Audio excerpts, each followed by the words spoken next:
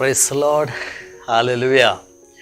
ಕರ್ತನ ಮಹಾಪರಿಶುದ್ಧ ನಾಮಕ್ಕೆ ಮಹಿಮೆ ಉಂಟಾಗಲಿ. ಅನುಗ್ರಹಿಸಲ್ಪಟ್ಟಂಥ ಮತ್ತೊಂದು ಮುಂಜಾನೆ ನಿಮ್ಮ ಜೊತೆಗೂಡಿ ಕರ್ತನನ್ನು ಪ್ರಾರ್ಥಿಸ್ಲಿಕ್ಕೂ ಆರಾಧಿಸ್ಲಿಕ್ಕೂ ಕರ್ತನ ಕೊಟ್ಟ ಕೃಪೆಗಾಗಿ ಕರ್ತನಿಗೆ ಸ್ತೋತ್ರ ಮಾಡ್ತಾ ಇದ್ದಾನೆ. ನಮ್ಮ ಕಳೆದ ವಿಡಿಯೋದಲ್ಲಿ ನಾವು ನಂಬಿಕೆ ಕುರಿತಾಗಿ ಅನೇಕ ವಿಚಾರಗಳನ್ನು ಕಳೆದುಕೊಂಡೆವು. ಇವತ್ತು ಕೂಡ ನಂಬಿಕೆ ಕುರಿತಾಗಿರುವಂಥ ಕೆಲವು ಸತ್ಯವೇದದ ಗೂಢಾರ್ಥಗಳನ್ನು ಕರ್ತನು ನಮಗೆ ಬೋಧಿಸಲಿಕ್ಕಿದ್ದಾರೆ. ನಾವೆಲ್ಲರೂ ಕೂಡ ಪ್ರಾರ್ಥನಾ ಪೂರ್ವಕವಾಗಿ ನಾವು ಇವತ್ತಿನ ಸಂದೇಶಕ್ಕಾಗಿ ನಾವು ಮುಂದುವರಿಯೋಣ. ನಾವೆಲ್ಲರೂ ಪ್ರಾರ್ಥನೆ ಮಾಡಿಕೊಳ್ಳೋಣ.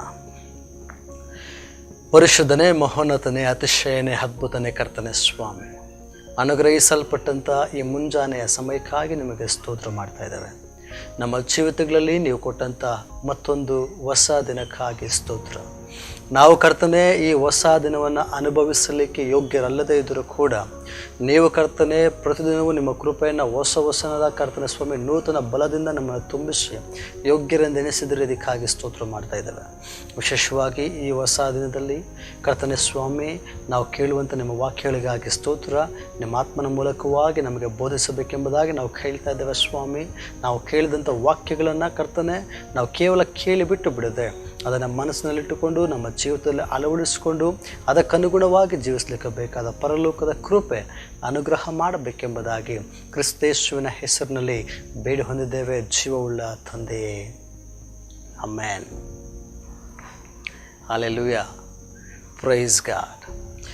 ನಾವು ಕಳೆದ ಸಂಚಿಕೆಯಲ್ಲಿ ನಂಬಿಕೆ ಯಾವ ರೀತಿ ನಮ್ಮ ಕ್ರಿಸ್ತಿಯ ಜೀವಿತಕ್ಕೆ ಅಡಿಪಾಯವಾಗಿದೆ ಮತ್ತು ಆ ರಕ್ತಕುಸುಮ ಕಾಯಿಲೆ ಇರುವಂಥ ಆ ಸ್ತ್ರೀಯಲ್ಲಿ ನಂಬಿಕೆ ಯಾವ ರೀತಿ ಕಾರ್ಯ ಮಾಡ್ತು ಮತ್ತು ಆಕೆಯನ್ನು ಯಾವ ರೀತಿ ಸ್ವಸ್ಥತೆಗೆ ನಡೆಸ್ತು ಎಂಬುದಾಗಿ ಕಲಿತುಕೊಳ್ಳಲಿಕ್ಕೆ ಕರ್ತನು ನಮಗೆ ಸಹಾಯ ಮಾಡಿದರು.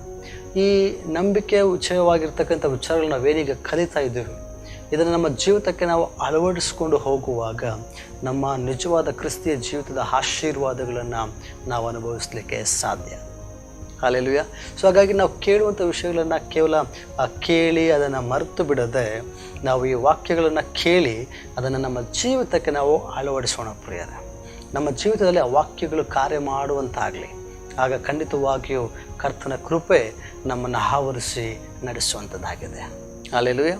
ಇವತ್ತಿನ ನಮ್ಮ ವಾಕ್ಯ ಸಂದೇಶಕ್ಕಾಗಿ ನಾನು ಆರಿಸಿಕೊಂಡಂಥ ಸತ್ಯವೇದದ ಭಾಗವು ಮಾರ್ಕನು ಬರೆದ ಸುವಾರ್ತೆ 7ನೇ ಅಧ್ಯಾಯ 24ರಿಂದ 30 ವಾಕ್ಯಗಳು.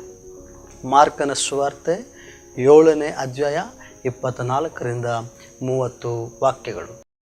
ಅಲ್ಲಿ ಬರೆದಿರುವಂಥ ಅದೇ ಘಟನೆಯನ್ನು ಮತ್ತಾಯನ ಸುವಾರ್ತೆ 15ನೇ ಅಧ್ಯಾಯ 22ರಿಂದ 28ರವರೆಗೆ ಇರುವಂಥ ವಾಕ್ಯಗಳಲ್ಲಿ ಕೂಡ ನಾವು ಗಮನಿಸಬಹುದು. ಮತ್ತಾಯ 15, 22ರಿಂದ 28. ನಾವಿವತ್ತು ಅನೇಕ ವಿಚಾರಗಳನ್ನು ಇದರ ಮೂಲಕವಾಗಿ ಕಲೀಲಿಕ್ಕೆ ಹೋಗ್ತಾ ಇದ್ದೇವೆ. ನೀವು ಇದಾದ ನಂತರ ಸಮಯ ಸಿಕ್ಕಲ್ಲಿ ಈ ದಿನಪೂರ್ತಿ ವಾಕ್ಯಗಳನ್ನು ನೀವು ಧ್ಯಾನ ಮಾಡಬೇಕೆಂಬುದಾಗಿ ನಾನು ನಿಮ್ಮನ್ನು ಕೇಳುವಂಥವನಾಗಿದ್ದೇನೆ. ಇಲ್ಲಿ ಮಾರ್ಕನ ಸುವಾರ್ತೆ 7ನೇ ಅಧ್ಯಾಯ 24ರಿಂದ 30 ವಾಕ್ಯಗಳಲ್ಲಿ ನಾವು ನೋಡುವಂಥ ಸಮಯದಲ್ಲಿ ಯೇಸು ಕ್ರಿಸ್ತನು ತನ್ನ ಬಹಿರಂಗ ಸೇವೆಯನ್ನು ಮಾಡುವಂಥ ಸಮಯಗಳಲ್ಲಿ ಯೂದಾಯ ಪ್ರಾಂತ್ಯಗಳಲ್ಲಿ ಅಂದರೆ ಗಲಿಲಾಯ ಸೀಮೆಯ ಸುತ್ತಮುತ್ತಲಿರ್ತಕ್ಕಂಥ ಹಳ್ಳಿ ಪಳ್ಳಿಗಳಲ್ಲಿ ಮತ್ತು ಯಹೂದ್ಯರು ವಾಸ ಮಾಡುವಂಥ ಸ್ಥಳಗಳಲ್ಲಿ ತನ್ನ ಬಹಿರಂಗ ಸೇವೆಯನ್ನು ಆತನು ಮಾಡ್ತಾ ಇದ್ದಾನೆ. ಆತನು ಎಲ್ಲಿ ಹೋದರೆ ಅಲ್ಲಿ ಗುಂಪು ಗುಂಪಾಗಿ ಜನರು ಬರ್ತಾಯಿದ್ರು, ಬಂದು ಆತನ ಮೇಲೆ ಬೀಳುವಂಥವರಾಗಿದ್ದರು. ಅದ್ಭುತಗಳನ್ನು ನೋಡಬೇಕು, ಅದ್ಭುತಗಳನ್ನು ಹೊಂದಿಕೊಳ್ಳಬೇಕು, ಆ ಬಿಡುಗಡೆಗಳನ್ನು ಹೊಂದಿಕೊಳ್ಳಬೇಕೆಂಬುದಾಗಿ ಜನ ಗುಂಪು ಗುಂಪಾಗಿ ಆತನನ್ನು ಬಂದು ಏನು ಮಾಡ್ತಾಯಿದ್ರು, ಹಿಂಬಾಲಿಸ್ತಾಯಿದ್ರು. ಅನೇಕರು ಸ್ವಸ್ಥತೆ ಹೊಂದ್ಕೊಳ್ಳೋದಕ್ಕೋಸ್ಕರ ಬರ್ತಾಯಿದ್ರು, ಅನೇಕರು ತಮ್ಮ ಪ್ರಶ್ನೆಗಳನ್ನು ಕೇಳಿ ಉತ್ತರ ಪಡೆಯೋದಕ್ಕಂತೇಳಿ ಬರ್ತಾಯಿದ್ರು, ಮತ್ತು ಕೆಲವರು ರೊಟ್ಟಿಗೋಸ್ಕರ ಊಟಕ್ಕೋಸ್ಕರ ಬರ್ತಾಯಿದ್ರು. ಸೊ ಒಟ್ಟಿನಲ್ಲಿ ಸುಮಾರು ಜನ ಯೇಸುಸ್ವಾಮಿಯ ಬಳಿಗೆ ಬರ್ತಾಯಿದ್ರು. ಸೊ ಆತನೇನು ಮಾಡ್ತಾಯಿದ್ದ, ದಿನವೆಲ್ಲ ಅವರಿಗೆ ಉಪದೇಶ ಮಾಡ್ತಾಯಿದ್ದ, ದಿನವೆಲ್ಲ ಆತನ ಅವರಿಗೆ ಸೇವೆ ಮಾಡ್ತಾಯಿದ್ದ. ರಾತ್ರಿಯ ಸಮಯಗಳಲ್ಲಿ ನೋಡುವಾಗ ಅಡವಿಗೆ ಏಕಾಂತವಾಗಿರ್ತಕ್ಕಂಥ ಸ್ಥಳಗಳಲ್ಲಿ ಹೋಗಿ ಆತನ ಪ್ರಾರ್ಥನೆ ಮಾಡ್ತಾಯಿದ್ದ. ಹಲ್ಲೆಲೂಯಾ. ಆತನ ಮುಂಜಾವ ಇನ್ನೂ ಮೊಬ್ಬಿರತಕ್ಕ ಸಮಯದಲ್ಲಿ ಕೂಡ ಆತನೇನು ಮಾಡ್ತಾಯಿದ್ದ, ಹೋಗಿ ರಾತ್ರಿಯ ಸಮಯವೆಲ್ಲ ಬೆಟ್ಟದಲ್ಲಿ ಅಡವಿಯಲ್ಲಿ ಆತನ ಪ್ರಾರ್ಥನೆಯಲ್ಲಿ ಕಳೀತಾ ಇದ್ದ. ಸೊ ಹಾಗಾಗಿ ಯೇಸುಸ್ವಾಮಿಗೆ ಒಂದು ನೈಟ್ ಟೈಮಲ್ಲೂ ಕೂಡ ರೆಸ್ಟ್ ಇರ್ತಾ ಇರಲಿಲ್ಲ ಆತನ ದೇಹಕ್ಕೆ, ಮತ್ತು ಮಾರ್ನಿಂಗ್ ಟೈಮಲ್ಲಿ ಕೂಡ ಡೇ ಟೈಮಲ್ಲಿ ಕೂಡ ಅವರಿಗೆ ಏನು ಸಿಗ್ತಾ ಇರಲಿಲ್ಲ, ರೆಸ್ಟ್ ಸಿಗ್ತಾ ಇರಲಿಲ್ಲ. ಸೊ ಹಾಗಾಗಿ ಆತನೇನು ಮಾಡ್ತಾನೆ, ನಾನು ಇಲ್ಲಿ ಬಂದಿದ್ದೇನೆ ಎಂಬುದಾಗಿ ಯಾರಿಗೂ ಗೊತ್ತಾಗೋದು ಬೇಡ ಎಂಬುದಾಗಿ ಅಂದ್ಕೊಂಡು ಆ ಗಲಿಲಾಯ ಪ್ರಾಂತಗಳನ್ನು ಬಿಟ್ಟು ಅದನ್ನೇನು ಮಾಡ್ತಾನೆ, ವಾಕ್ಯ ಹೇಳ್ತದೆ, ಯೇಸು ಎದ್ದು ಹೊರಟು ತೂರ್ ಪಟ್ಟಣದ ಪ್ರಾಂತ್ಯಗಳಿಗೆ ಹೋಗ್ತಾನೆ. ಆ ತೂರ್ ಪಟ್ಟಣದ ಪ್ರಾಂತ್ಯಗಳು ಬಂದು ಗಲಿಲಾಯದ ಆ ಸುತ್ತಮುತ್ತಲಿರ್ತಕ್ಕಂಥ ಪ್ರಾಂತ್ಯಗಳಾಗಿದ್ದವು. ಆದರೆ ಅಲ್ಲಿ ಯೆಹೂದ್ಯರು ವಾಸ ಮಾಡ್ತಾ ಇರಲಿಲ್ಲ, ಇಸ್ರಾಯೇಲ್ ವಂಶದವರು ವಾಸ ಮಾಡ್ತಾ ಇರಲಿಲ್ಲ, ಬದಲಾಗಿ ಅನ್ಯ ಜನರು ವಾಸಿಸುವಂಥ ಸ್ಥಳವಾಗಿತ್ತು ತೂರ್ ಪಟ್ಟಣ. ಆ ಪಟ್ಟಣಕ್ಕೆ ಹೋಗಿ ಆತನು ಅಂದ್ಕೊಳ್ತಾ ಇದ್ದಾನೆ, ಆತನು ಇಲ್ಲಿಗೆ ಬಂದಿರುವಂಥದ್ದು ಯಾರಿಗೂ ಗೊತ್ತಾಗಬಾರ್ದು ಎಂಬುದಾಗಿ. ಆ ಒಂದು ಪಟ್ಟಣಕ್ಕೆ ಹೋಗಿರುವಂಥದ್ದು ಯಾರಿಗೂ ಗೊತ್ತಾಗಬಾರ್ದು, ನಾನು ಇಲ್ಲಿದ್ದೀನಿ ಎಂಬುದಾಗಿ ಯಾರಿಗೂ ಗೊತ್ತಾಗಬಾರ್ದು ಎಂಬುದಾಗಿ ಅಂದ್ಕೊಂಡು ಆ ಪಟ್ಟಣದಲ್ಲಿ ಹೋಗಿ ಅಲ್ಲಿ ಒಂದು ಮನೆಯಲ್ಲಿ ಇಳ್ಕೊಳ್ತಾನೆ. ಯಾಕೆ ಎಂಬುದಾಗಿ ನೋಡುವಂಥ ಸಮಯದಲ್ಲಿ ಆತನು ಸ್ವಲ್ಪ ರೆಸ್ಟ್ ಮಾಡೋಣ ಎಂಬುದಾಗಿ ಆ ಒಂದು ಉದ್ದೇಶ ಇಟ್ಕೊಂಡು ಯೇಸುಸ್ವಾಮಿ ಹೋದರು ಎಂಬುದಾಗಿ ನಾನು ನಂಬ್ತಾನೆ. ಸೊ ಅಲ್ಲಿಗೆ ಹೋಗಿ ಅರೆಸ್ಟ್ ಮಾಡಬೇಕೆಂಬುದಾಗ ಒಂದು ಮನೇಲಿ ಇಳ್ಕೊಳ್ಳುವಂಥ ಸಮಯದಲ್ಲಿ ಏನಾಗ್ತಾ ಇದೆ, ಆತನು ಆ ಮನೇಲಿದ್ದಾನೆ ಎನ್ನುವಂಥ ವಿಚಾರ ಸುತ್ತಮುತ್ತಲಿರ್ತಕ್ಕಂಥ ಹಳ್ಳಿಗಳಲ್ಲಿರ್ತಕ್ಕಂಥ ಜನರಿಗೆ ಗೊತ್ತಾಯಿತು. ಇಂಗ್ಲೀಷ್ ಬೈಬಲಲ್ಲಿ ನೋಡ್ತೇವೆ, ಇಸ್ ಪ್ರೆಸೆನ್ಸ್, ಆತನ ಪ್ರಸನ್ನತೆ ಅದು ಗುಪ್ತವಾಗಿರಲಿಕ್ಕೆ ಸಾಧ್ಯವಾಗಲಿಲ್ಲ ಎಂಬುದಾಗಿ. ಹಲ್ಲೆಲೂಯಾ. ನೋಡ್ರಿ, ಕರ್ತನ ಪ್ರಸನ್ನತೆ ಅದು ಗುಪ್ತವಾಗಿರಲಿಕ್ಕೆ ಸಾಧ್ಯವಾಗಲಿಲ್ಲ, ಅದು ಜನರಿಗೆ ಗೊತ್ತಾಯಿತು. ಜನರಿಗೆ ಗೊತ್ತಾದ ತಕ್ಷಣ ಏನು ಮಾಡಿದ್ರು, ಮತ್ತೆ ಗುಂಪು ಗುಂಪಾಗಿ ಜನರು ಬರಲಿಕ್ಕೆ ಪ್ರಾರಂಭ ಮಾಡಿದರು. ಜನರು ಗುಂಪು ಗುಂಪಾಗಿ ಬರುವಾಗ ಆತನ ಕನಿಕರದಿಂದ ಅವ್ರಿಗೇನು ಮಾಡಲಿಕ್ಕೆ ಪ್ರಾರಂಭ ಮಾಡಿದ್ರು, ಉಪದೇಶ ಮಾಡಲಿಕ್ಕೆ ಪ್ರಾರಂಭ ಮಾಡಿದರು. ಹಲ್ಲೆಲೂಯಾ. ತನ್ನ ಬಳಿಗೆ ಬರುವಂಥ ಯಾರೊಬ್ಬರನ್ನು ತಳ್ಳಿ ಬಿಡುವಂಥ ದೇವರಲ್ಲ ಯೇಸುಸ್ವಾಮಿ. ಆಮೆನ್. ಹಲ್ಲೆಲೂಯಾ. ತನ್ನ ಬಳಿಗೆ ಬರುವಂಥ ಯಾರೊಬ್ಬರನ್ನು ಕೂಡ ತಳ್ಳಿ ಬಿಡುವಂಥ ದೇವರಲ್ಲ ಯೇಸುಸ್ವಾಮಿ. ಆತನು ಆ ಜನರು ಬರುವಂಥ ಸಮಯದಲ್ಲಿ ನಾನು ರೆಸ್ಟ್ ಮಾಡಬೇಕು, ನೀವು ಹೋಗ್ರಿ ಎಂಬುದಾಗಿ ಯಾರನ್ನೂ ಆತನು ಕಳಿಸಲಿಲ್ಲ. ಬದಲಾಗಿ ಆತನೇನು ಮಾಡ್ತಾ ಇದ್ದಾನೆ, ಅವರು ಬಂದ ತಕ್ಷಣ ಮತ್ತೆ ತನ್ನ ಸೇವೆ ಪ್ರಾರಂಭ ಮಾಡಿ ಅವರಿಗೆ ವಾಕ್ಯೋಪದೇಶಗಳನ್ನು ಮಾಡಲಿಕ್ಕೆ ಪ್ರಾರಂಭ ಮಾಡಿದರು. ಮತ್ತು ಅವ್ರು ಯಾರು ಅನಾರೋಗ್ಯದಲ್ಲಿ ಬರ್ತಾರೋ ಅವರಿಗೆ ಸ್ವಸ್ಥತೆ ಮಾಡಲಿಕ್ಕೆ ಪ್ರಾರಂಭ ಮಾಡಿದರು, ಯಾರು ಬಂಧನಲ್ಲಿ ಬರ್ತಾರೋ ಅವ್ರಿಗೆ ಬಿಡುಗಡೆ ಕೊಡಲಿಕ್ಕೆ ಪ್ರಾರಂಭ ಮಾಡಿದರು. ತನ್ನ ಸೇವೆಯನ್ನು ಆತನೇನು ಮಾಡಿದ, ಪ್ರಾರಂಭ ಮಾಡಿದರು. ನೋಡ್ರಿ, ಆತನ ಪ್ರಸನ್ನತೆ ಗುಪ್ತವಾಗಿರಲಿಕ್ಕೆ ಸಾಧ್ಯವಾಗಲಿಲ್ಲ. ಆತನ ಪ್ರಸನ್ನತೆ ಎಂಥದ್ದು, ಸ್ವಸ್ಥತೆಯನ್ನು ಉಂಟು ಮಾಡುವಂಥ ಪ್ರಸನ್ನತೆ, ಬಿಡುಗಡೆಯನ್ನು ಉಂಟು ಮಾಡುವಂಥ ಪ್ರಸನ್ನತೆ, ಸಾಂತ್ವನವನ್ನು ಕೊಡುವಂಥ ಪ್ರಸನ್ನತೆ, ಮೇಲೆತ್ತುವಂಥ ಪ್ರಸನ್ನತೆ. ಹಲ್ಲೆಲೂಯಾ. ಹಾಗಾಗಿ ನಾವು ಪ್ರತಿ ಮುಂಜಾನೆ ಕರ್ತನ ಪ್ರಸನ್ನತೆಯನ್ನು ಅನುಭವಿಸಬೇಕು, ಕರ್ತನ ಪ್ರಸನ್ನತೆಯಲ್ಲಿ ಬರಬೇಕು. ಆತನ ಸನ್ನಿಧಾನದಲ್ಲಿ ಬಂದು ಆತನ ಪ್ರಸನ್ನತೆ ಅನುಭವಿಸುವಾಗ ಆ ದಿನವೂ ನಮಗೆ ಅದು ಚೈತನ್ಯಕರವಾಗಿರುತ್ತೆ. ಆತನ ಪ್ರಸನ್ನತೆಯಲ್ಲಿ ನಾವು ಬರುವಾಗ ನಮ್ಮಲ್ಲಿ ಒಂದು ಉಜ್ಜೀವನ ಉಂಟಾಗುತ್ತೆ, ಒಂದು ಹೊಸ ಜೀವನ ಉಂಟಾಗುತ್ತೆ. ಹಲ್ಲೆಲೂಯಾ. ಸೊ ಹಾಗಾಗಿ ಆ ಒಂದು ಪ್ರಸನ್ನತೆಯನ್ನು ಅನುಭವಿಸುವಂಥ ಕ್ರಿಸ್ತಿಯ ಜೀವಿತ ನನ್ನದು ಮತ್ತು ನಿನ್ನದಾಗಬೇಕು. ಪ್ರೀತಿಯ ಸಹೋದರ ಸಹೋದರಿ, ಆ ಪ್ರಸನ್ನತೆ ಆತನಿದ್ದಾನೆ ಎಂಬುದಾಗಿ ಗೊತ್ತಾದ ತಕ್ಷಣ ಜನ ಎಲ್ಲ ಆತನ ಬಳಿಗೆ ಬರಲಿಕ್ಕೆ ಪ್ರಾರಂಭ ಮಾಡಿದ್ರು. ಅಲ್ಲಿ ಒಬ್ಬ ಸ್ತ್ರೀಯ ಕುರಿತಾಗಿ ನಾವು ನೋಡಲಿಕ್ಕೆ ಸಾಧ್ಯ. ಆ ಸ್ತ್ರೀ ಯಾರಾಗಿದ್ದಾಳೆ ಎಂಬುದಾಗಿ ನೋಡುವಂಥ ಸಮಯದಲ್ಲಿ ಆಕೆ 25ನೇ ಅಧ್ಯಾಯದ 25ನೇ ವಾಕ್ಯದಲ್ಲಿ ನಾವು ನೋಡಲಿಕ್ಕೆ ಸಾಧ್ಯ. ಒಬ್ಬ ಹೆಂಗಸು ಆತನ ಸುದ್ದಿಯನ್ನು ಕೇಳಿ ಆತನ ಪಾದಕ್ಕೆ ಬಂದು ಬೀಳ್ತಾ ಇದ್ದಾಳೆ. ಆಕೆಯ ಮಗಳಿಗೆ ದೆವ್ವ ಹಿಡಿದಿತ್ತು. ಆ ಹೆಂಗಸು ಅನ್ಯ ಮತದವಳು ಅಥವಾ ಗ್ರೀಕ್ಗಳಾಗಿದ್ದಳು, ಸುರೋಫೋನಿಯಕ್ಯರವಳು ಆಗಿದ್ದವಳು ಎಂಬುದಾಗಿ ಮಾರ್ಕನು ಬಹಳ ಸ್ಪಷ್ಟವಾಗಿ ಹೇಳುವುದನ್ನು ನೋಡಲಿಕ್ಕೆ ಸಾಧ್ಯ. ನೋಡಿರಿ, ಈ ಸ್ತ್ರೀ ಯಾರಾಗಿದ್ದರು ಎಂಬುದಾಗಿ ನೋಡುವಂಥ ಸಮಯದಲ್ಲಿ ಈ ಸ್ತ್ರೀ ಬಂದು ಗ್ರೀಕ್ ಒಂದು ರಾಜ್ಯಕ್ಕೆ ಸಂಸ್ಥಾನಕ್ಕೆ ಸಂಬಂಧಪಟ್ಟವಳಾಗಿದ್ದಳು, ಗ್ರೀಕ್ ದೇಶಕ್ಕೆ ಸಂಬಂಧಪಟ್ಟಂಥವಳಾಗಿದ್ದಳು ಮತ್ತು ಸಿರಿಯನ್ ಫೋನಿಕನ್, ಸೊ ಆ ಒಂದು ಪ್ರಾಂತಕ್ಕೆ ಸಂಬಂಧಪಟ್ಟಂಥ ಸ್ತ್ರೀ ಆಗಿದ್ದಳು. ಸೊ ಈ ಸ್ತ್ರೀ ಯೇಸುಸ್ವಾಮಿ ಬಳಿಗೆ ಬರ್ತಾ ಇದ್ದಾಳೆ. ಅಲ್ಲಿ ಚೆನ್ನಾಗಿ ನಾವು ಗಮನಿಸಬೇಕು, ಆಗಿನ ಕಾಲದಲ್ಲಿ ಯೇಸುಸ್ವಾಮಿಯ ಆ ಒಂದು ಕಾಲಘಟ್ಟಗಳಲ್ಲಿ ಸ್ತ್ರೀಯರನ್ನು ಅಷ್ಟೊಂದು ಈಗ ನಾವು ಕೊಡುವಂಥ ಸ್ಥಾನಮಾನವನ್ನು ಆಗಿನ ಕಾಲದಲ್ಲಿ ಸ್ತ್ರೀಯರಿಗೆ ಕೊಡ್ತಾ ಇರಲಿಲ್ಲ. ಸ್ತ್ರೀಯರನ್ನು ದೇವರ ವಿಚಾರದಲ್ಲಿ ಬಂದಾಗ ಅವರನ್ನು ತುಂಬ ಹಿಂದೆ ಇಡ್ತಾಯಿದ್ರು. ಮನೆಯ ಒಳಗಡೆ ಕೂಡ ಕೇವಲ ಕೆಲವು ವಿಚಾರಗಳಲ್ಲಿ ಮಾತ್ರ ಅವರನ್ನು ಇದು ಮಾಡ್ತಾಯಿದ್ರು. ಎಲ್ಲ ವಿಷಯಗಳಲ್ಲಿ ಆಕೆ ಏನೇನು ಮಾಡ್ತಾಯಿದ್ರು, ಹಿಂದೆ ಇಡ್ತಾಯಿದ್ರು. ಒಂದು ರಾಜಕೀಯವಾಗಿ ಬರುವಾಗಲೂ ಕೂಡ ಅಷ್ಟೇ, ಧಾರ್ಮಿಕವಾಗಿ ಬರುವಾಗಲೂ ಅಷ್ಟೇ, ಮನೆಯ ವಿಚಾರಗಳಲ್ಲಿ ಎಲ್ಲ ವಿಚಾರಗಳಲ್ಲಿ ಸ್ತ್ರೀಯನ್ನು ಏನು ಮಾಡ್ತಾಯಿದ್ರು, ಕಡೆಗಣಿಸ್ತಾಯಿದ್ರು. ಸ್ತ್ರೀಗೆ ಗುಂಪಿನಲ್ಲಿ ಬಂದು ಮಾತನಾಡುವಂಥ ಅವಕಾಶಗಳು ಬಹಳ ವಿರಳ, ಕೊಡ್ತಾ ಇರಲಿಲ್ಲ. ಆದರೆ ಈ ಸ್ತ್ರೀ ಏನು ಮಾಡ್ತಾ ಇದ್ದಾಳೆ, ತನ್ನ ಮಗಳಿಗಿದ್ದಂಥ ಸಮಸ್ಯೆ ಹೇಗಾದರೂ ಅದು ಪರಿಹಾರ ಆಗಬೇಕು ಎಂಬುದಾಗಿ ಯೇಸುಸ್ವಾಮಿಯ ಬಗ್ಗೆ ಕೇಳಿದ ತಕ್ಷಣ ಆಕೆ ಅನ್ಯ ಮತದವಳಾಗಿದ್ದರೂ ಕೂಡ ಯೇಸುಸ್ವಾಮಿಯ ಬಳಿಗೆ ಬರ್ತಾ ಇದ್ದಾರೆ. ಯೇಸುಸ್ವಾಮಿ ಯಹೂದ್ಯ ಪಂಗಡಕ್ಕೆ ಸೇರಿದಂಥ ಒಬ್ಬ ಗುರು, ರಬ್ಬಿ ಆಗಿದ್ದರು. ಒಬ್ಬ ಯಹೂದ್ಯ ಗುರುವನ್ನು ಅನ್ಯ ಮತದ ಸ್ತ್ರೀ ಬಂದು ಮಾತನಾಡುವಂಥದ್ದಾಗಲಿ, ಆತನೊಟ್ಟಿಗೆ ಸಂಭಾಷಣೆ ಮಾಡುವಂಥದ್ದಾಗಲಿ ಅದು ತಪ್ಪು ಎಂಬುದಾಗಿ, ಆಗಿನ ಕಾಲಕ್ಕೆ ಅದು ದೊಡ್ಡ ಸಮಸ್ಯೆ ಉಂಟು ಮಾಡುವಂಥ ಒಂದು ಕಾರ್ಯವಾಗಿದೆ ಎಂಬುದಾಗಿ ನಾವು ನೋಡಲಿಕ್ಕೆ ಸಾಧ್ಯ.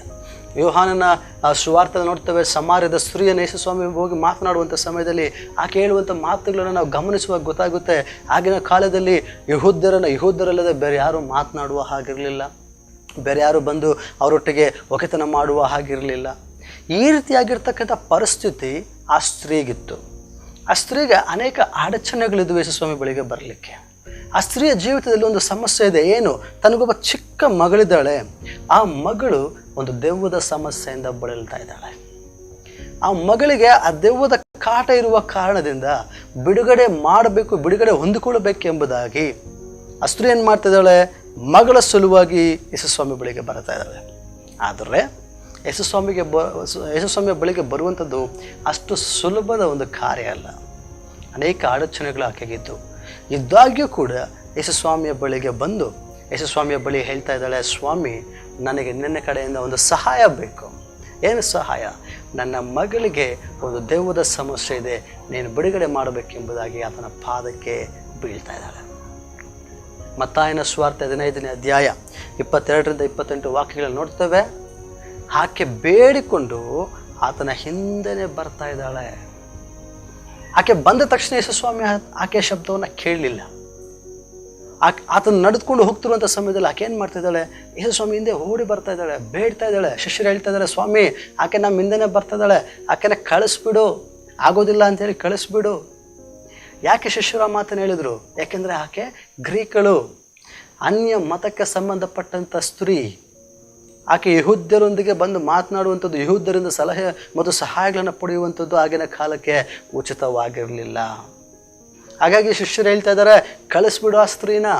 ಆ ಸ್ತ್ರೀಯಿಂದ ಬೇಡ್ಕೊಂಡು ಬರ್ತಾ ಇದ್ದಾಳೆ, ಕೂಕ್ಕೊಂಡು ಬರ್ತಾ ಇದ್ದಾಳೆ, ಕರಿತಾ ಇದ್ದಾಳೆ, ಆಕೆಗೆ ಹೋಗು ಎಂಬುದಾಗಿ ನೀನು ಹೇಳು ಎಂಬುದಾಗಿ ಶಿಷ್ಯರು ಬಂದು ಹೇಳುವಂಥ ಸಮಯದಲ್ಲಿ ಯೇಸುಸ್ವಾಮಿ ಅವ್ರಿಗೊಂದು ಮಾತನ್ನು ಹೇಳ್ತಾ ಇದ್ದಾರೆ, ನಾನು ತಪ್ಪಿ ಹೋಗಿರುವಂತಹ ಇಸ್ರಾಯೇಲ್ ಸಂತತಿಯವರ ಬಳಿಗೆ ಕಳುಹಿಸಲ್ಪಟ್ಟಿದ್ದೇನೆ ಎಂಬುದಾಗಿ ಹೇಳಿ, ತದನಂತರ ಆ ಸ್ತ್ರೀಯ ಕಡೆಗೆ ನೋಡುವಂಥ ಸಮಯದಲ್ಲಿ ಸ್ತ್ರೀ ಬಂದೆ. ಆಗ ಆ ಸ್ತ್ರೀ ಹೇಳ್ತಾ ಇದ್ದಾಳೆ, ಸ್ವಾಮಿ, ನನ್ನ ಮಗಳಿಗೆ ಒಂದು ದೆವ್ವದ ಕಾಟ ಇದೆ, ದಯಮಾಡಿ ನೀನು ಮಗಳಿಗೆ ಬಿಡುಗಡೆ ಮಾಡಬೇಕು, ಸ್ವಸ್ಥತೆ ಉಂಟು ಮಾಡಬೇಕೆಂಬುದಾಗಿ ಕೇಳುವಾಗ ಯೇಸುಸ್ವಾಮಿ ಒಂದು ಮಾತು ಹೇಳ್ತಾ ಇದ್ದಾರೆ 27ನೇ ವಾಕ್ಯದಲ್ಲಿ, ಮಕ್ಕಳಿಗೆ ಮೊದಲು ತೃಪ್ತಿಯಾಗಲಿ, ಮಕ್ಕಳು ತಿನ್ನುವ ರೊಟ್ಟಿಯನ್ನು ತಕ್ಕೊಂಡು ನಾಯಿ ಮರಿಗಳಿಗೆ ಹಾಕುವುದು ಸರಿಯಲ್ಲ ಎಂಬುದಾಗಿ. ಪ್ರೀತಿಯ ಸಹೋದರ ಸಹೋದರಿ, ಯೇಸುಸ್ವಾಮಿ ಇಷ್ಟು ಕಠೋರವಾಗಿ ಅಥವಾ ಇಷ್ಟೊಂದು ಒಂದು ಅವಮಾನಕರವಾದ ರೀತಿಯಲ್ಲಿ ಆ ಮಾತನ್ನು ಹೇಳಲಿಕ್ಕೆ ಕಾರಣ ಏನೆಂಬುದನ್ನು ಅನೇಕ ಸಾರಿ ನಾವು ಆಲೋಚನೆ ಮಾಡ್ತೇವೆ. ಇಲ್ಲಿ ಯೇಸುಸ್ವಾಮಿ ಹೇಳುವಂಥ ಈ ಮಾತು ಆಕೆಯನ್ನು ಅವಮಾನಿಸುವುದಕ್ಕೋ ಅಥವಾ ಆಕೆಗೆ ನೋವನ್ನು ಉಂಟು ಮಾಡಲಿಕ್ಕೋ ಅಲ್ಲ. ಇಲ್ಲಿ ಯೇಸುಸ್ವಾಮಿ ಮಾತನಾಡುವಂಥ ಈ ಮಾತು ಒಂದು ಅಲಂಕಾರದ ರೀತಿಯಲ್ಲಿ, ನಾವೇನು ಹೇಳ್ತೇವೆ ಮೆಟಫರ್ ಎಂಬುದಾಗಿ ನಾವು ಹೇಳ್ತೇವೆ, ಒಂದು ಅಲಂಕಾರದ ರೀತಿಯಲ್ಲಿ, ಒಂದು ಉದಾಹರಣೆಯ ಸಹಿತವಾಗಿ, ಒಂದು ಹೋಲಿಕೆಗೆ ಸರಿಯಾಗಿ ಯೇಸುಸ್ವಾಮಿ ಅಲ್ಲಿ ಮಾತನಾಡ್ತಾ ಇದ್ದಾರೆ ಅಷ್ಟೇ ಹೊರತು ಆಕೆಯನ್ನು ನಾಯಿ ಎಂಬುದಾಗಿಯೋ ಅಥವಾ ಬೇರೆ ಒಂದು ಅವಮಾನಪಡಿಸುವಂಥ ರೀತಿಯಲ್ಲಿ, ನೋವುಂಟು ಮಾಡುವಂಥ ರೀತಿಯಲ್ಲಿ ಯೇಸುಸ್ವಾಮಿ ಮಾತನಾಡಲಿಲ್ಲ. ಅಲ್ಲೆಲ್ಲೂಯ್ಯ. ಯೇಸುಸ್ವಾಮಿ ಹೇಳಿದಂಥ ಮಾತಿಗೆ ನಿಜವಾದ ಅರ್ಥ ಏನು? ಯಾಕೆ ಯೇಸುಸ್ವಾಮಿ ಆ ಮಾತನ್ನು ಹೇಳಿದರು? ಆ ಮಾತಲ್ಲಿರ್ತಕ್ಕಂಥ ನಿಜವಾದಂಥ ಗೂಢಾರ್ಥಗಳು ಏನು ಎಂಬುದಾಗಿ ಇವತ್ತು ನಾವು ಸ್ವಲ್ಪ ಸಮಯ ನಾವು ಧ್ಯಾನ ಮಾಡೋಣ.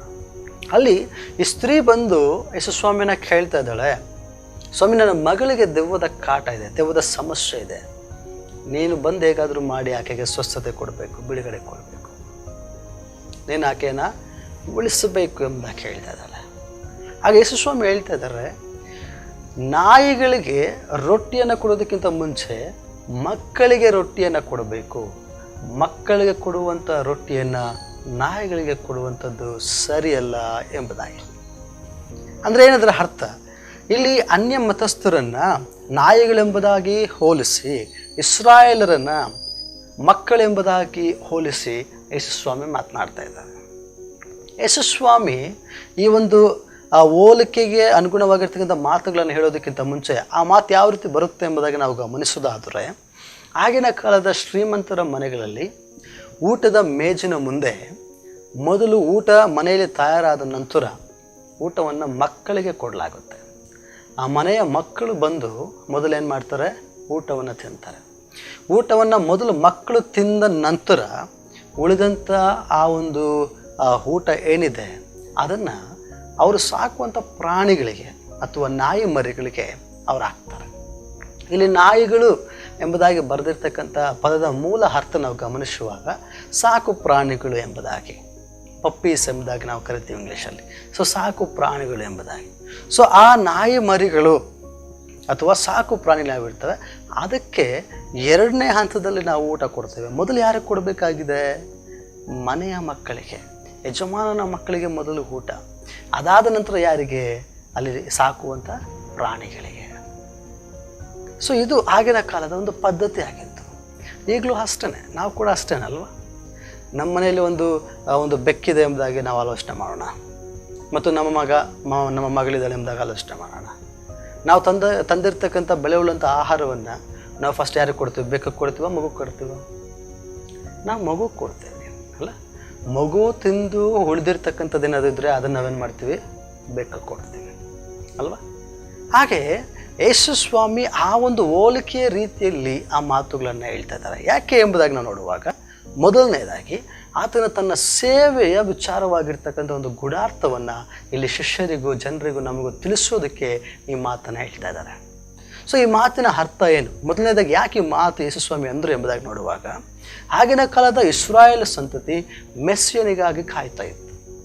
ಆಗಿನ ಕಾಲದ ಇಸ್ರಾಯೇಲರು ಒಬ್ಬ ಮೆಸ್ಸಿಯನು ನಮಗೆ ಬರ್ತಾನೆ, ಆತನು ನಮ್ಮನ್ನು ಈ ಒಂದು ಬಂಧನದಿಂದ ಬಿಡಿಸ್ತಾನೆ, ಈ ಒಂದು ರೋಮನ್ ಸಾಮ್ರಾಜ್ಯದ ಆಳ್ವಿಕೆಯಿಂದ ಬಿಡಿಸಿ ದೇವರ ರಾಜ್ಯವನ್ನು ಆತನು ಸ್ಥಾಪಿಸ್ತಾನೆ ಎಂಬುದಾಗಿ ಇಸ್ರಾಯೇಲ್ ಜನರು ಅವರು ಕಾಯ್ತಾ ಇರುವಂಥ ಸಮಯದಲ್ಲಿ, ಆ ಇಸ್ರಾಯೇಲ್ ಜನರು ಯಾವ ಮೆಸ್ಸಿಯನಿಗೆ ಕಾಯ್ತಾ ಇದ್ರೋ, ಇಸ್ರಾಯೇಲ್ ಜನರ ಪ್ರವಾದಿಗಳು ಯಾರ ಕುರಿತಾಗಿ ಪ್ರವಾದನೆ ಮಾಡಿದ್ರೋ, ಅವರ ಯಾಜಕರು, ಅವರ ಲೇವಿಯರು ಮತ್ತು ಅವರ ಪಿತೃಗಳು ಯಾರಿಗಾಗಿ ಅವರು ಎದುರು ನೋಡ್ತಾ ಇದ್ರು, ಆ ಮೆಸ್ಸಿಯನು ತಾನೇ ಎಂಬುದಾಗಿ ಆ ಜನರಿಗೆ ತೋರಿಸಿಕೊಡುವ ಸಲುವಾಗಿ ಯೇಸುಸ್ವಾಮಿ ಅಲ್ಲಿ ಬಂದಿರುವಂಥ ಶಿಷ್ಯರಿಗೂ ಮತ್ತು ಜನರಿಗೂ ಗೊತ್ತಾಗುವಂಥ ರೀತಿಯಲ್ಲಿ ಆತನು ಹೇಳ್ತಾ ಇದ್ದಾನೆ, ನಾನೇ ಆ ಮೆಸ್ಸಿಯನು, ನಾನು ಕಳಿಸಲ್ಪಟ್ಟಿರೋದು ಮೊದಲು ಇಸ್ರಾಯೇಲರಿಗೋಸ್ಕರ. ನಾನು ಮೊದಲು ಇಸ್ರಾಯೇಲ್ ಜನರಿಗೆ ತಮ್ಮ ಪ್ರವಾದಿಗಳು ಪ್ರವಾದಿಸಿದಂಥ ಆ ಒಂದು ವಿಷಯಗಳನ್ನು ನೆರವೇರಿಸೋದಕ್ಕೆ ನಾನು ಬಂದಿದ್ದೇನೆ ಎಂಬುದಾಗಿ ಯೇಸುಸ್ವಾಮಿ ಹೇಳ್ತಾ ಇದ್ದಾರೆ. ಅದಕ್ಕೆ ಅದನ್ನು ಮತ್ತಾಯನ ಸುವಾರ್ತೆ 15ನೇ ಅಧ್ಯಾಯದಲ್ಲಿ ನಾವು ನೋಡಲಿಕ್ಕೆ ಸಾಧ್ಯ. ಮತ್ತಾಯನ ಸುವಾರ್ತೆ 15ನೇ ಅಧ್ಯಾಯ 24ನೇ ವಾಕ್ಯದಲ್ಲಿ ನಾವು ನೋಡ್ತೇವೆ. ಯೇಸುಸ್ವಾಮಿ ಹೇಳ್ತಿದ್ದಾರೆ, ತಪ್ಪಿಸಿಕೊಂಡಿರುವಂಥ ಕುರಿಗಳ ಹಾಗೆ ಇರುವಂಥ ಈ ಇಸ್ರಾಯೇಲರ ಬಳಿಗೆ ನಾನು ಕಳುಹಿಸಲ್ಪಟ್ಟಿದ್ದೇನೆ ಎಂಬುದಾಗಿ. ಅಂದರೆ ಇಸ್ರಾಯೇಲ್ ಸಂತತಿಗೆ ಮೊದಲು ದೇವರ ರಕ್ಷಣೆಯನ್ನು ತಿಳಿಸುವುದಕ್ಕೋಸ್ಕರ ಯೇಸುಸ್ವಾಮಿ ಪ್ರಯಾಸ ಪಡುವುದನ್ನು ನಾವು ನೋಡಲಿಕ್ಕೆ ಸಾಧ್ಯ. ಆತನ ಮೊದಲ ಆದ್ಯತೆ ಯಾರಿಗೆ ಯೇಸುಸ್ವಾಮಿ ಕೊಟ್ಟನೆಂಬುದಾಗಿ ನೋಡುವಾಗ, ದೇವರ ಮಕ್ಕಳಾಗಿ ಆದುಕೊಂಡಂಥ ಇಸ್ರಾಯೇಲ್ ಜನರನ್ನು ರಕ್ಷಿಸೋದಕ್ಕೆ ಯೇಸುಸ್ವಾಮಿ ಏನು ಮಾಡ್ತಾ ಇದ್ದಾರೆ? ತಮ್ಮ ಮೊದಲನೆಯ ಒಂದು ಆದ್ಯತೆಯನ್ನು ಕೊಡ್ತಾ ಇದ್ದಾರೆ.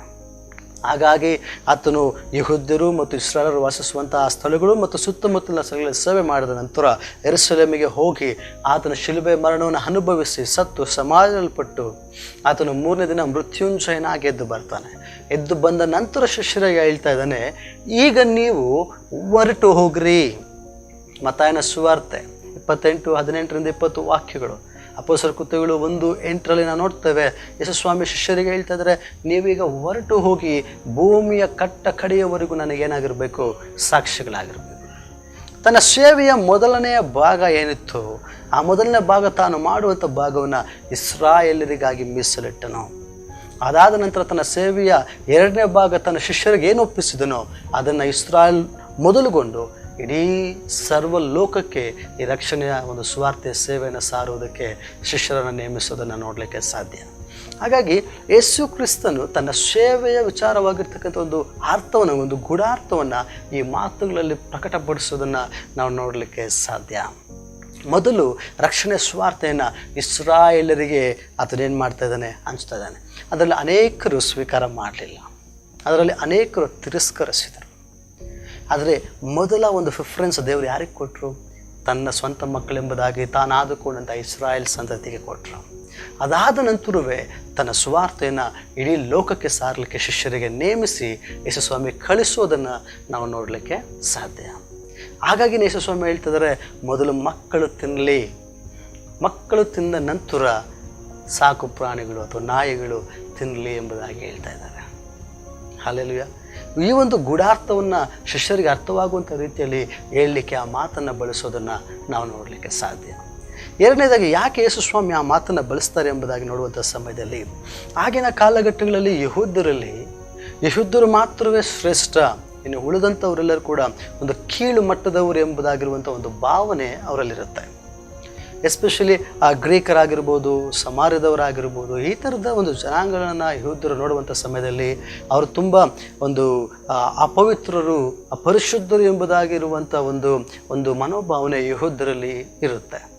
ಅದನ್ನು ನಾವು ನೋಡುವಂಥ ಸಮಯದಲ್ಲಿ ಆ ಪೇತ್ರನ ಕುರಿತಾಗಿ ನಾವು ಅಪೊಸ್ತಲರ ಕಾರ್ಯಗಳಲ್ಲಿ ನೋಡುವಂಥ ಸಮಯದಲ್ಲಿ ಆತನು ಹೇಳ್ತಾನೆ, ನಾವು ಅನ್ಯರ ಬಳಿಗೆ ನಾವು ಹೋಗೋದಿಲ್ಲ ಎಂಬುದಾಗಿ ಅನೇಕ ಸಾರಿ ಅವನು ವಾದ ಮಾಡ್ತಾನೆ. ಆದರೆ ದೇವರು ಅವನಿಗೆ ಹೋಗಬೇಕೆಂಬುದಾಗಿ ಕೊರ್ನೇಲಿಯನ ವಿಷಯದಲ್ಲಿ ಕಲಿಸಿಕೊಟ್ಟ ನಂತರವೇ ಅವನು ಹೋಗ್ತಾನೆ. ಅದಕ್ಕೆ ಮುಂಚೆ ಯಹೂದ್ಯರಲ್ಲಿ ತಾವೇ ಶ್ರೇಷ್ಠರು ಎನ್ನುವಂಥ ಒಂದು ಭಾವನೆ ಅವರೊಳಗೆ ಯಾವಾಗಲೂ ಕೂಡ ಇತ್ತು. ಆ ಒಂದು ಭಾವನೆಯನ್ನು ತೆಗೆದುಹಾಕುವ ಸಲುವಾಗಿ ಯೇಸುಸ್ವಾಮಿ ಈ ರೀತಿಯಲ್ಲಿ ಆ ಸ್ತ್ರೀಯ ಮೂಲಕವಾಗಿ ಶಿಷ್ಯರಿಗೆ ಮಾತನಾಡಿ ಕಲಿಸ್ತಾ ಇದ್ದಾರೆ. ಯಾವ ರೀತಿ? ಯೇಸುಸ್ವಾಮಿಯ ಬಳಿಗೆ ಬಂದಂಥ ಈ ಸ್ತ್ರೀ ಅನ್ಯ ಮತದವಳಾಗಿದ್ದಳು. ಆ ಅನ್ಯ ಮತದವಳಾಗಿರ್ತಕ್ಕಂಥ ಸ್ತ್ರೀಗೂ ಕೂಡ ನಾವು ಮುಂದೆ ನೋಡುವಾಗ ಯೇಸು ಅದ್ಭುತವನ್ನು ಮಾಡಿ ಕಳುಹಿಸ್ತಾ ಇದ್ದಾನೆ. ಅಂದರೆ ಅದರ ಅರ್ಥ ಏನು? ಅವರು ಯಹೂದ್ಯರಾಗಿದ್ದರು, ಯಹೂದ್ಯರಲ್ಲದೇ ಇದ್ದರು, ಅವರು ದೇವರ ಸೃಷ್ಟಿಗಳು, ದೇವರಿಂದ ಆಶೀರ್ವಾದ ಹೊಂದಲಿಕ್ಕೆ ಯೋಗ್ಯರು ಎಂಬುದಾಗಿ ಯೇಸುಸ್ವಾಮಿ ಆ ಸ್ತ್ರೀಯ ಮೂಲಕವಾಗಿ ಅಲ್ಲಿರುವಂಥ ಶಿಷ್ಯರಿಗೂ ಮತ್ತು ಇತರ ಯಹೂದ್ಯರಿಗೂ ಕಲಿಸೋದಕ್ಕೆ ಯೇಸುಸ್ವಾಮಿ ಪ್ರಯತ್ನ ಪಡ್ತಾ ಇದ್ದಾರೆ. ಮೇಲು ಕೀಳೆಂಬ ಒಂದು ಭಾವನೆ, ಜಾತಿ ಮತ ಪಂಗಡ ಎನ್ನುವಂಥ ಭಾವನೆಗಳು ಅವಿರಬಾರದು. ಯಾಕೆಂದರೆ ದೇವರ ದೃಷ್ಟಿಯಲ್ಲಿ ಎಲ್ಲರೂ ಒಂದೇ ಎನ್ನುವಂಥ ಒಂದು ವಿಷಯವನ್ನು ಯೇಸುಸ್ವಾಮಿ ಪ್ರಕಟಪಡಿಸೋದಕ್ಕೆ ಆ ರೀತಿಯಾಗಿ ಆ ಸ್ತ್ರೀಯ ಮೂಲಕವಾಗಿ ಮಾತನಾಡ್ತಾ ಇದ್ದಾರೆ.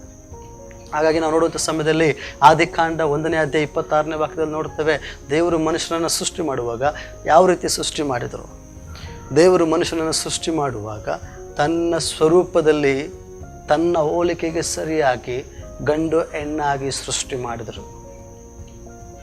ದೇವರು ಸೃಷ್ಟಿ ಮಾಡಿದ ಕೇವಲ 2 ಜಾತಿಗಳು, ಒಂದು ಗಂಡು ಇನ್ನೊಂದು ಹೆಣ್ಣು.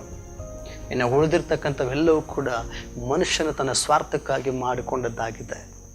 ಹಾಗಾಗಿ ಬಣ್ಣದ ಆಧಾರದ ಮೇಲೇನೋ ಅಥವಾ ಶ್ರೀಮಂತಿಕೆ ಆಧಾರದ ಮೇಲೇನೋ ಅಥವಾ ಮತ್ತೊಂದು ಆಧಾರದ ಮೇಲೆ ಮನುಷ್ಯರನ್ನು ಬೇರ್ಪಡಿಸುವಂಥದ್ದು, ತಾರತಮ್ಯ ಮಾಡುವಂಥದ್ದು ಅದು ದೇವರ ದೃಷ್ಟಿಯಲ್ಲಿ ಸರಿಯಲ್ಲ.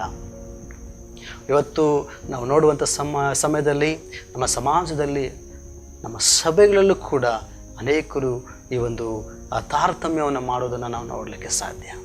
ಆದರೆ ಯೇಸುಸ್ವಾಮಿ ತಾರತಮ್ಯ ಮಾಡಬಾರದು, ತಾರತಮ್ಯ ಇರಬಾರದು ಎನ್ನುವಂಥ ಒಂದು ವಿಚಾರವನ್ನು ತಿಳಿಸುವುದಕ್ಕೋಸ್ಕರ ಈ ಅನ್ಯ ಮತದ ಸ್ತ್ರೀಗೆ ಅದ್ಭುತವನ್ನು ಮಾಡಿ ಆಕೆ ನಂಬಿಕೆ ಶ್ರೇಷ್ಠ ಎಂಬುದಾಗಿ ಹೇಳೋದನ್ನು ನಾವು ನೋಡಲಿಕ್ಕೆ ಸಾಧ್ಯ. ನೋಡ್ರಿ, ಆಕೆ ನಂಬಿಕೆ ಇಟ್ಟು ಸ್ವಾಮಿಯ ಬಳಿಗೆ ಬರುವಾಗ ಆಕೆ ನಂಬಿಕೆಯನ್ನು ಸ್ವಾಮಿ ಮಾನಿಸುವಂಥವನಾಗಿದ್ದಾನೆ. ಹಾಗಾಗಿ ಆಕೆ ಮಾತನಾಡ್ತಾಳೆ ಎಂಬುದಾಗಿ ಸ್ವಾಮಿ ತಿಳ್ಕೊಂಡು ಆಕೆ ಜೊತೆ ಮಾತು ಹೇಳಿತಾ ಇದ್ದಾನೆ, ಆಕೆ ಜೊತೆ ಮಾತನಾಡ್ತಾ ಇದ್ದಾನೆ.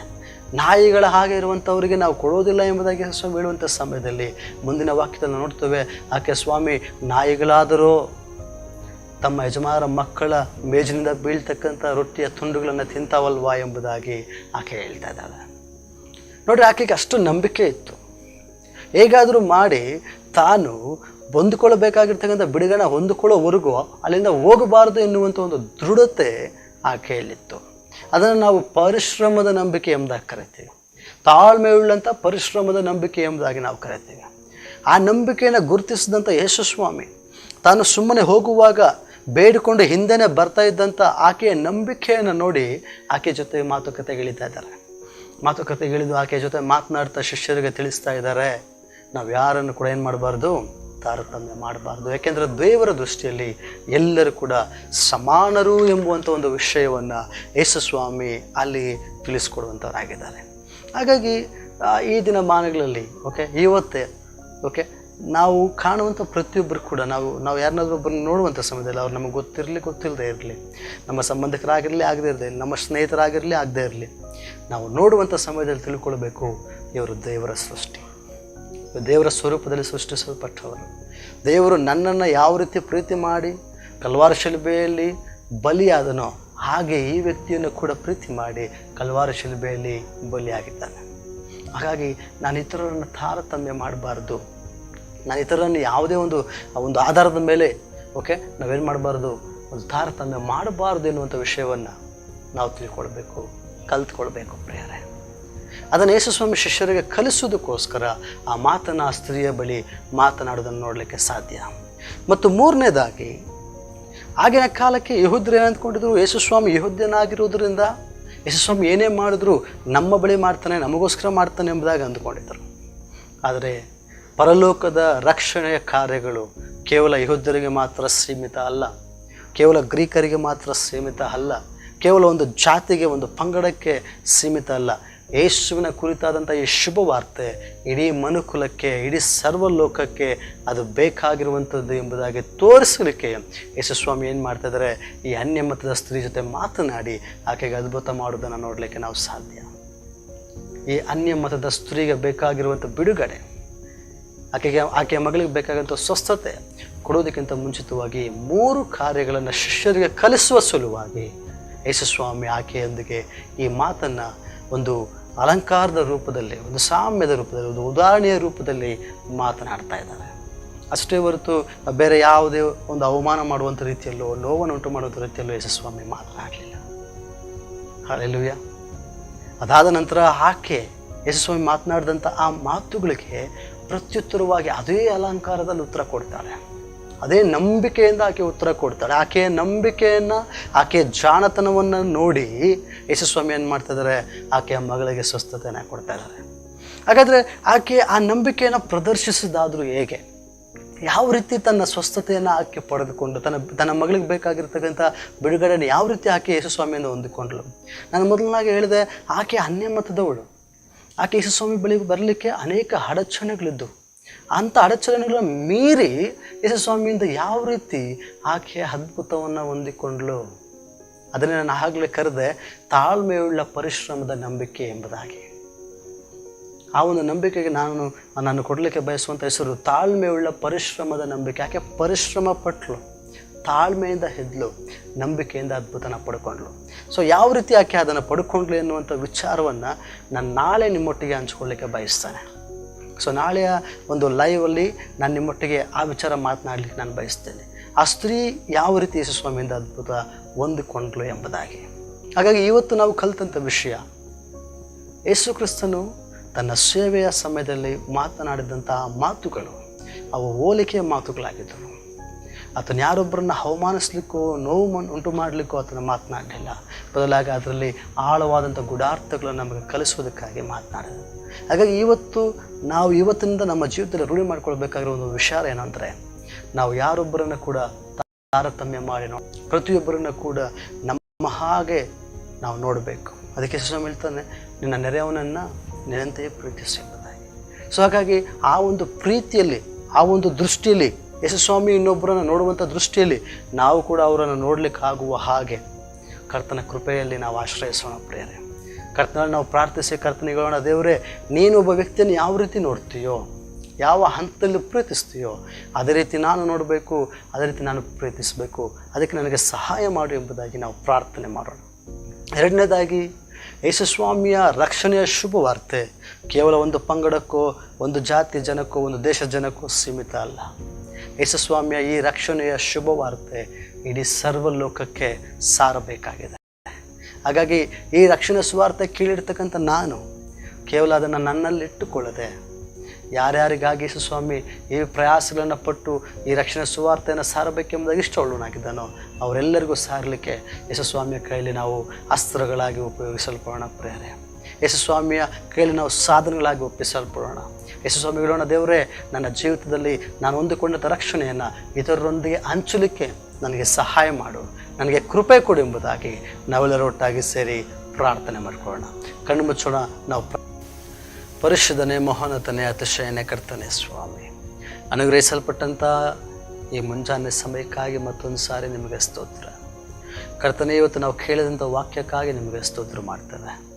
ನಾವು ಕರ್ತನೆ ಸ್ವಾಮಿ ಇತರರನ್ನು ಯಾವ ರೀತಿ ಕಾಣಬೇಕು, ನೀವು ಕರ್ತನೆ ಇತರರ ಕುರಿತಾಗಿರ್ತಕ್ಕಂಥ ಆಲೋಚನೆಗಳು ಯಾವ ರೀತಿ ಇದೆ ಎಂಬುದಾಗಿ ನಿಮ್ಮ ವಾಕ್ಯದಿಂದ ನಾವು ಕಲ್ತಂಥ ವಿಷಯಗಳಿಗಾಗಿ ಸ್ತೋತ್ರ. ನಾವು ಕರ್ತನೆ ಯಾರೊಬ್ಬರನ್ನು ಕೂಡ ಕರ್ತನೆ ತಾರತಮ್ಯವಾಗಿ ಕಾಣದೆ ಎಲ್ಲರನ್ನ ಕರ್ತನೆ ನಮ್ಮ ಹಾಗೆ ಪ್ರೀತಿಸುವಂಥ ಕೃಪೆ ನಮಗೆ ಅನುಗ್ರಹ ಮಾಡಬೇಕೆಂಬುದಾಗಿ ನಾವು ಕೇಳ್ತೇವೆ. ಯಾಕೆಂದರೆ ಕರ್ತನೆ ಇದರಲ್ಲಿ ನೀನೇ ನಮಗೆ ಮಾದರಿಯಾಗಿದ್ದೆ ಸ್ವಾಮಿ. ನೀನು ಕರ್ತನೆ ಸ್ವಾಮಿ ಆ ಕಲ್ವಾರ ಶಿಲುಬೆಯಲ್ಲಿ ಎಲ್ಲರ ಸಲುವಾಗಿ ಒಂದೇ ಸಾರಿ ಬಲಿಯಾಗಿ ನಿನ್ನ ಪ್ರೀತಿಯನ್ನು ವ್ಯಕ್ತಪಡಿಸಿದ್ದೆ ಸ್ವಾಮಿ. ಆ ಒಂದು ಪ್ರೀತಿಯನ್ನು ನಮ್ಮ ಜೀವಿತದಲ್ಲಿ ಕರ್ತನೆ ನಾವು ಇತರರಿಗೆ ತೋರಿಸ್ಲಿಕ್ಕಾಗುವ ಹಾಗೆ ನೀವು ಕೃಪೆ ಮಾಡಬೇಕೆಂಬುದಾಗಿ ನಾವು ಕೇಳ್ತಾ ಇದ್ದೇವೆ ಸ್ವಾಮಿ. ಹಾಗೆ ಕರ್ತನೆ ನಮ್ಮ ಜೀವಿತಗಳಲ್ಲಿ ಕರ್ತನೆ ನಾವು ಹೊಂದಿಕೊಂಡಂಥ ರಕ್ಷಣೆಯ ಶುಭವಾರ್ತೆಯನ್ನು ಇನ್ನು ಅನೇಕರಿಗೆ ಸಾರಲಿಕ್ಕಾಗುವಂಥ ಕೃಪೆ ನಮಗೆ ಅನುಗ್ರಹ ಮಾಡಬೇಕೆಂಬುದಾಗಿ ನಾವು ಪ್ರಾರ್ಥಿಸ್ತಾ ಇದ್ದೇವೆ. ಕರ್ತನೆ ಈ ಒಂದು ದಿನಕ್ಕಾಗಿ ಸ್ತೋತ್ರ. ಈ ದಿನವನ್ನು ನೀವು ಆಶೀರ್ವಾದ ಮಾಡಿರಿ. ಈ ದಿನದಲ್ಲಿ ಕರ್ತನೆ ನಮಗೆ ಬೇಕಾಗಿರ್ತಕ್ಕಂಥ ಕೃಪೆಗಳನ್ನು ಅನುಗ್ರಹ ಮಾಡಿರಿ. ನೂತನ ಬಲದಿಂದ ನಮ್ಮನ್ನು ತುಂಬಿಸೋದಕ್ಕಾಗಿ ಸ್ತೋತ್ರ. ಇವತ್ತಿನ ಎಲ್ಲ ಕಾರ್ಯಗಳಲ್ಲಿ ನಿಮ್ಮ ಪ್ರಸನ್ನತೆ ನಮ್ಮೊಟ್ಟಿಗಿರುವುದಕ್ಕಾಗಿ ಸ್ತೋತ್ರ. ನಿಮ್ಮ ಕರ್ತನ ಸ್ವಾಮಿ ಯೆಹೋವ ಈರೇ ದೇವರ ಪ್ರಸನ್ನತೆ ನಮ್ಮೊಟ್ಟಿಗೆ ಚಲಿಸಿ ಎಲ್ಲ ಅವಶ್ಯಕತೆಗಳನ್ನು ಪೂರೈಸಿರುವುದಕ್ಕಾಗಿ ಸ್ತೋತ್ರ ಮಾಡ್ತಾ ಇದ್ದೇವೆ. ಎಲ್ಲ ಸ್ತುತಿ ಘನ ಮಾನ ಮಹಿಮೆ ನಿಮಗೆ ಮಾತ್ರ ಸಲ್ಲಿಸ್ತೇವೆ. ಯೇಸು ಕ್ರಿಸ್ತನ ಹೆಸರಿನಲ್ಲಿ ಬೇಡಿ ಹೊಂದಿದ್ದೇವೆ ಜೀವವುಳ್ಳ ತಂದೆಯೇ, amen. Hallelujah. So thank you all for joining this live. ನಾಳೆ ಇನ್ನೂ ಹೆಚ್ಚಾಗಿರ್ತಕ್ಕಂಥ ಒಂದು ವಾಕ್ಯ ಸಂದೇಶದೊಂದಿಗೆ ಗುಡಾರ್ಥಗಳೊಂದಿಗೆ ನಾನು ನಿಮ್ಮ ಮುಂದೆ ಬರಲಿಕ್ಕೆ ಇಷ್ಟಪಡ್ತಾ ಇದ್ದೇನೆ. ನೀವು ನಿಮ್ಮ ಸ್ನೇಹಿತರಿಗೆ ಇದನ್ನು ಶೇರ್ ಮಾಡಿರಿ. ಇನ್ನೂ ಅನೇಕರು ಜಾಯಿನ್ ಆಗಲಿ, ಅವರು ಕೂಡ ಆಶೀರ್ವಾದ ಹೊಂದ್ಕೊಳ್ಳಲಿ. Thank you. God bless you.